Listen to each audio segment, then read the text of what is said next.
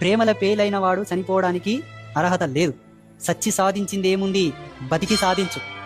ఒకవేళ నీ రాతలా నెల పరిచయం అయ్యేది ఉన్నది, నెల పరిచయం అయింది, విడిపోయింది, అంతే.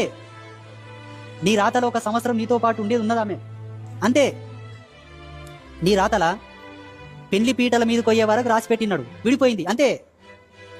నీ రాతల ఎంగేజ్మెంట్ వరకే నీ పార్ట్నర్, అయిపోయింది, అంతే. ఇలా ఆలోచించిన నాడి సావులు జరగవు, అంతే తప్ప నా కోసమే పుట్టిన అందాల రాని అనుకుంటూ పోతే అంటే నీవు అందమైపోతావు, నీది సందం అవుతుంది భూమిలో.